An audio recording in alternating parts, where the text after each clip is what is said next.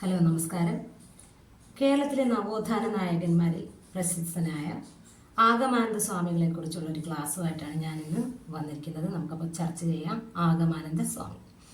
ആഗമാനന്ദ സ്വാമി ജനിച്ചത് 1896 ആഗസ്റ്റ് 27-നാണ്. അപ്പോൾ ആഗമാനന്ദ സ്വാമിയുടെ ജനന വർഷം എന്ന് പറയുന്നത് 1896 ആഗസ്റ്റ് 27-നാണ്. ഇനി അദ്ദേഹം ജനിച്ചത് എവിടെയാണെന്ന് ചോദിച്ചാൽ കൊല്ലം ജില്ലയിലെ ചവറയിലാണ് അദ്ദേഹം ജനിച്ചത്. അപ്പോൾ ആഗമാനന്ദ സ്വാമി ജനിച്ചത് കൊല്ലം ജില്ലയിലെ ചവറയിലാണ്. വർഷം ചോദിച്ചാൽ 1896 ആഗസ്റ്റ് 27-നാണ് അദ്ദേഹം ജനിച്ചത്. ഇനി ആഗമാനന്ദ സ്വാമിയുടെ കുട്ടിക്കാലത്തെ നാമം എന്തായിരുന്നു? കൃഷ്ണൻ നമ്പ്യാതിരി എന്നായിരുന്നു ആഗമാനന്ദ സ്വാമികളുടെ കുട്ടിക്കാലത്തെ നാമം. അപ്പോൾ അതൊക്കെ ഈ നവോത്ഥാന നായകന്മാരുടെ ക്വസ്റ്റ്യൻസ് വരുമ്പോഴത്തേക്കും ആദ്യകാല നാമം അല്ലെങ്കിൽ കുട്ടിക്കാലത്തെ നാമം ഇതൊക്കെ ചോദിക്കാറുണ്ട്. അപ്പോൾ ആഗമാനന്ദ സ്വാമിയുടെ ബാല്യകാല നാമം എന്തായിരുന്നു? കൃഷ്ണൻ നമ്പ്യാതിരി എന്നായിരുന്നു ആഗമാനന്ദ സ്വാമിയുടെ ബാല്യകാല നാമം. ഇനി സനാതന ധർമ്മ വിദ്യാർത്ഥി സംഘം സ്ഥാപിച്ചത് ആരാണെന്ന് ചോദിച്ചാൽ ആഗമാനന്ദ സ്വാമിയാണ്. അപ്പോൾ ആഗമാനന്ദ സ്വാമി എന്താണ് സ്ഥാപിച്ചത്? സനാതന ധർമ്മ വിദ്യാർത്ഥി സംഘമാണ് അദ്ദേഹം സ്ഥാപിച്ചത്. ഇനി ശ്രീരാമകൃഷ്ണ മിഷന്റെ കേരള ഘടകത്തിലെ സജീവ പ്രവർത്തകനായിരുന്നു ആഗമാനന്ദ സ്വാമികൾ. അപ്പൊ ശ്രീരാമകൃഷ്ണ മിഷൻ കേരളത്തിലെ ഘടകത്തിലെ സജീവ പ്രവർത്തകനായിട്ട് നിന്നിരുന്ന വ്യക്തിയായിരുന്നു ആഗമാനന്ദ സ്വാമികൾ. ഇനി ആഗമാനന്ദ സ്വാമി ആരംഭിച്ച സംസ്കൃത വിദ്യാലയത്തിന്റെ പേരാണ് ബ്രഹ്മാനന്ദോദയം. അപ്പോൾ ബ്രഹ്മാനന്ദോദയം എന്ന് പറഞ്ഞാൽ ഒരു സംസ്കൃത വിദ്യാലയമാണ്. അത് ആരംഭിച്ചത് ആഗമാനന്ദ സ്വാമിയാണ്. ഇനി ആഗമാനന്ദ സ്വാമിയുടെ നേതൃത്വത്തിൽ ആരംഭിച്ച മാസികകളുണ്ട്. അത് ഏതൊക്കെയാണെന്ന് നമുക്ക് നോക്കാം.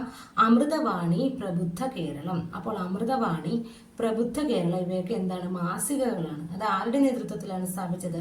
ആഗമാനന്ദ സ്വാമിയുടെ നേതൃത്വത്തിൽ സ്ഥാപിച്ച മാസികകളാണ് അമൃതവാണിയും പ്രബുദ്ധ കേരളവും. ഇനി ആഗമാനന്ദ സ്വാമി അന്തരിച്ച വർഷം എപ്പോഴാണെന്ന് ചോദിച്ചാൽ 1961-ലാണ് അദ്ദേഹം അന്തരിച്ചത്. ഇനി ആഗമാനന്ദ സ്വാമിയുമായിട്ട് ബന്ധപ്പെട്ട് PSC സ്ഥിരം ചോദിച്ചുകൊണ്ടിരിക്കുന്ന ഒരു ചോദ്യമാണ്. ആഗമാനന്ദ സ്വാമി ആദ്യമായി ആശ്രമം സ്ഥാപിച്ചത് 1935 തൃശ്ശൂർ ജില്ലയിലാണ് അദ്ദേഹം ആദ്യമായിട്ടൊരു ആശ്രമം സ്ഥാപിച്ചത്.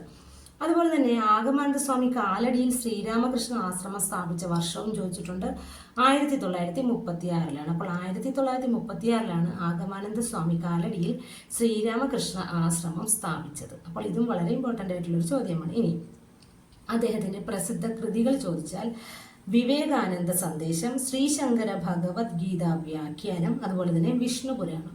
ഇത് മൂന്നും ആഗമാനന്ദ സ്വാമിയുടെ പ്രസിദ്ധമായ കൃതികളാണ്. ഏതൊക്കെയാണ്? വിവേകാനന്ദ സന്ദേശം, ശ്രീശങ്കര ഭഗവത്ഗീത വ്യാഖ്യാനം, പിന്നെ എന്താണ്? വിഷ്ണു പുരാണം. ഇവയെല്ലാം ഇമ്പോർട്ടൻ്റ് ആയിട്ടുള്ളൊരു അദ്ദേഹത്തിന്റെ കൃതികളാണ്. അപ്പോൾ ഇത്രയുമാണ് ആഗമാനന്ദ സ്വാമിയെ കുറിച്ചുള്ള പ്രധാനപ്പെട്ട കാര്യങ്ങൾ. അദ്ദേഹം ജനിച്ച സ്ഥലം എവിടെയായിരുന്നു എന്ന് ചോദിച്ചാൽ കൊല്ലം ജില്ലയിലെ ചവറയാണ്. വർഷം ചോദിച്ചാൽ 1896 ആഗസ്റ്റ് 27-നാണ്.